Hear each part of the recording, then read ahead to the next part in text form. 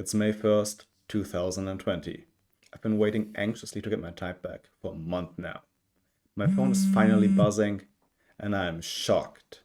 Well, not super shocked, because my guess for myself was pretty close. But since then, I haven't stopped processing my type, and I haven't stopped gaining new insights. Here are three of the most important lessons I learned in the last 2.5 years. Lesson 1. Truly seeing yourself takes time. We know by now that you cannot trust your own perceptions about the world and what you're actually doing. And you have no idea that this is the case. Your type is a piece of outside feedback that helps you become more aware of your true behavior. It tells you how you unconsciously act compared on a spectrum of other people and not how you consciously desire to see yourself.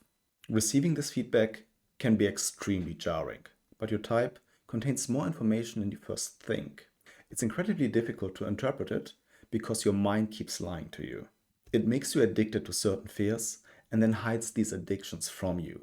Recognizing how your type expresses itself through you takes time, not days or weeks. I'm talking about years.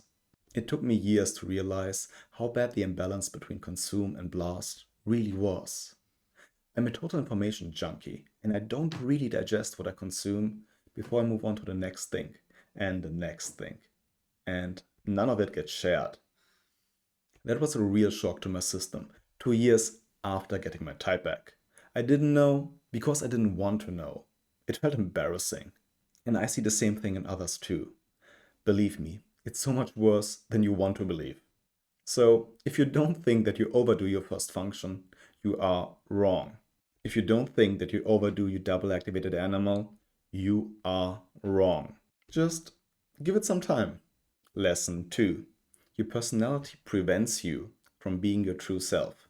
Your personality type is defined by the fears that your mind creates and projects upon the world.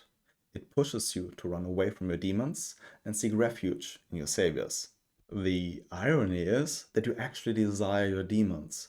The EP wants stability and the IP wants connection. But your daily actions aren't in accordance with these desires. Fear is in the way. Doing your saviors feels instinctively like the right thing to do. You're not trying to do them, you just do them automatically. Unfortunately, this doesn't bring you closer to your desire. I do enjoy reading and taking in new information very much, but it's also something I do out of fear. I do it because it feels safe.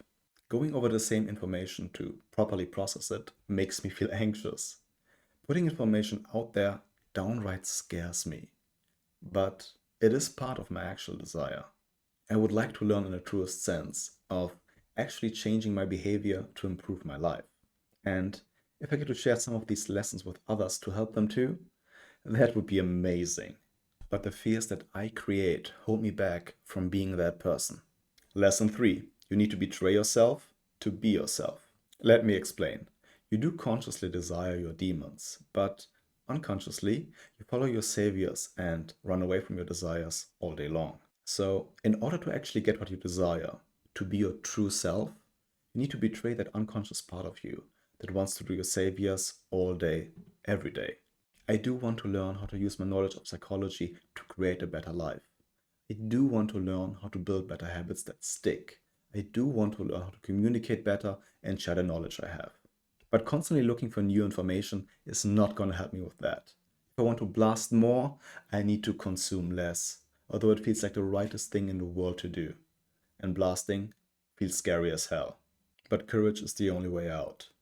I need to face my fear and resist the urge to pick up the next book, write down some notes instead, take action, and maybe talk about it on YouTube.